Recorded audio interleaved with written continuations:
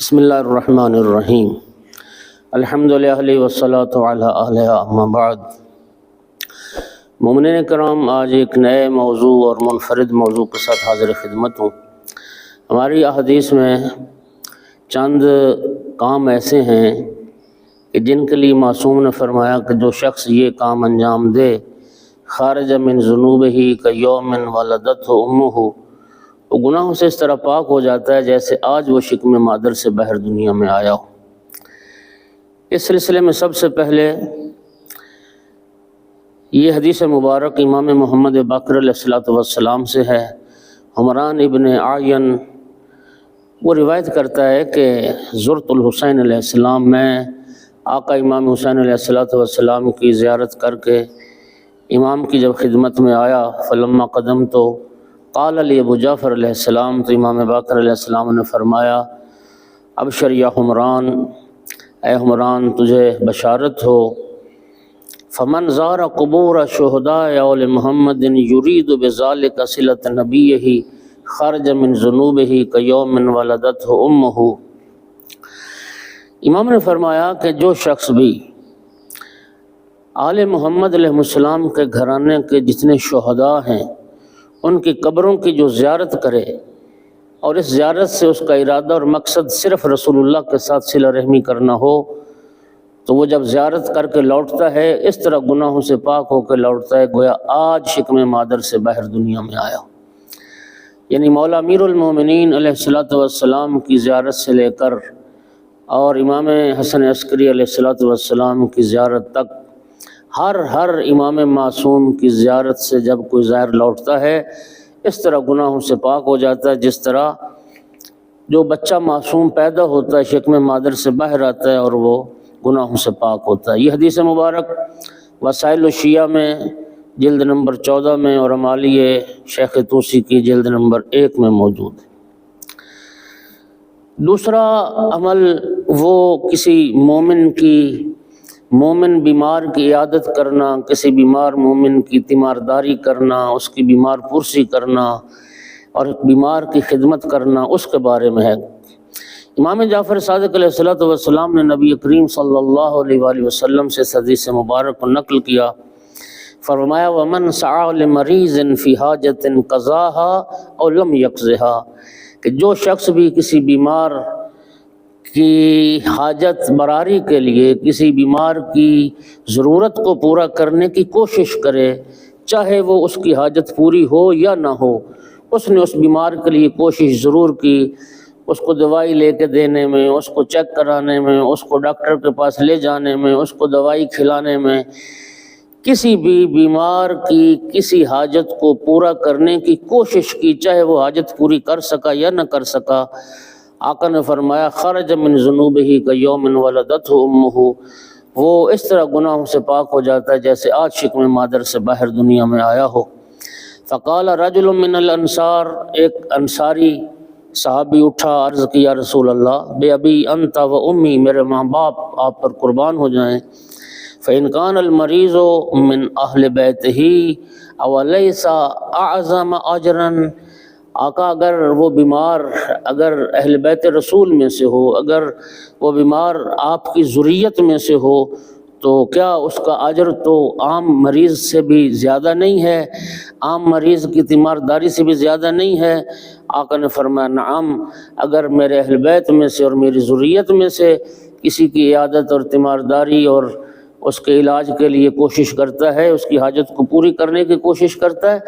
اس کا اجر اس عام مومن سے بھی زیادہ ہے۔ سامعین گرامی، یہ بیمار پرسی اور بیمار کی عادت اس قدر یہ اتنا باعث اجر و ثواب ہے کہ علامہ طباطبائی صاحب تفسیر المیزان، جو ایک شاہکار تفسیر ہے، 20 جلدوں میں تفسیر المیزان علامہ طباطبائی نے لکھی اور 20 سالوں میں وہ لکھی، اور 23 رمضان المبارک کی شب کو وہ تفسیر مکمل ہوئی۔ علامہ طباطبائی نے ایک شخص سے فرمایا تھا کہ میری ساری تفسیر المیزان لکھنے کا ثواب تم لے لو، اور تم نے جو ایک بیمار کی رات کو عیادت کی، ایک رات جو اس کی خدمت میں گزاری، یہ ثواب اس کا تم مجھے دے دو۔ تو یہ بہت بڑا باعث اجر و ثواب عمل ہے۔ تیسرا عمل امام رضا علیہ الصلوۃ والسلام نے موسیٰ ابن سیار سے فرمایا کہ من شیع جنازۃ ولی من اولیائنا خرج من ذنوبہ کیوم ولدتہ امہ، فرمایا کہ جس شخص نے ہمارے کسی شیعہ مومن کی نماز جنازہ میں شرکت کی اور تشییع جنازہ کی، وہ مومن کا جنازہ پڑھ کے جب لوٹتا ہے اس طرح گناہوں سے پاک ہو کے لوٹتا ہے گویا آج اس کی ولادت ہوئی ہے، لا ذنب علیہ، اور اس پر کوئی گناہ باقی نہیں ہوتا۔ مومنین، اب آپ اسی بات سے اس ایک مسئلے کو بھی سمجھ سکتے ہیں کہ جب ایک عام مومن کے جنازہ میں شرکت کرنے والے کا اتنا اجر اور ثواب ہے کہ اس کے سارے گناہ معاف ہو جاتے ہیں، تو اب آپ کو یہ بات سمجھ آ جائے گی کہ آخر بنت پیغمبر جناب صدیقہ کبریٰ صلوات اللہ علیہ نے کیوں وصیت کی تھی امیر المومنین علیہ السلام کو کہ وہ لوگ میرے جنازے میں شریک نہ ہوں جنہوں نے مجھے اذیت پہنچائی، جنہوں نے میرا حق غصب کیا، جنہوں نے مجھ پر ظلم کیا، وہ ہرگز میرے جنازے میں شریک نہ ہونے پائیں۔ اس لیے بی بی پاک صلوات اللہ علیہ نے یہ وصیت فرمائی تھی۔ مومنین کرام، اگلا جو عمل ہے وہ مولا امیر المومنین علیہ السلام کی نماز ہے۔ امام صادق علیہ السلام سے یہ حدیث مبارک ہے، من صلی منکم 4 رکعات صلاۃ امیر المومنین، نماز امیر المومنین یہ 4 رکعت نماز ہے، اور ہر رکعت میں الحمد کے بعد 50 مرتبہ سورۃ قل ھو اللہ کو پڑھا جاتا ہے، اور اس کے بعد ایک دعا ہے جو دعا کی کتابوں میں مذکور ہے۔ امام صادق علیہ السلام نے یہ فرمایا کہ جو شخص یہ نماز مولا علی علیہ السلام کی پڑھتا ہے، خرج من ذنوبہ کیوم ولدتہ امہ، وہ بھی گناہوں سے اس طرح پاک ہو جاتا ہے گویا آج شکم مادر سے باہر دنیا میں آیا ہو اور کوئی اس پر گناہ نہیں ہوتا۔ اس کے بعد اگلا جو عمل ہے وہ خود فریضہ حج کی ادائیگی ہے، اور اس حدیث کو شیعہ سنی محدثین نے ذکر کیا اور کثرت سے ذکر کیا، اور یہ حدیث مبارک اوالی اللیالی میں ہے۔ نبی کریم صلی اللہ علیہ وآلہ وسلم نے فرمایا من حج فلم یرفث ولم یفسق خرج من ذنوبہ کیوم ولدتہ امہ، کہ جو شخص حج کرے اور اس حج کے دوران وہ گناہ کا ارتکاب نہ کرے اور اس حج کے دوران وہ عورت کے قریب نہ جائے، تو وہ بھی اپنے گناہوں سے ایسے پاک ہو جاتا ہے جیسے معصوم پیدا ہونے والا بچہ گناہوں سے پاک ہوتا ہے۔ اور پھر فرمایا کہ الحج المبرور لیس لہ جزاء الا الجنہ، ایک مقبول حج کا جو صلہ ہے اور جزا ہے وہ صرف جنت ہے۔ اس کے بعد اگلا جو عمل ہے، امام رضا علیہ السلام نے قوم کے شیعوں کے لیے فرمایا تھا کہ جب قوم سے شیعہ آئے تھے امام رضا علیہ السلام کے پاس وہاں خراسان میں، تو آقا نے فرمایا تھا مرحباً بکم و اہلاً و سہلاً، مرحبا، خوش آمدید کہا، فانتم شیعۃ حقاً،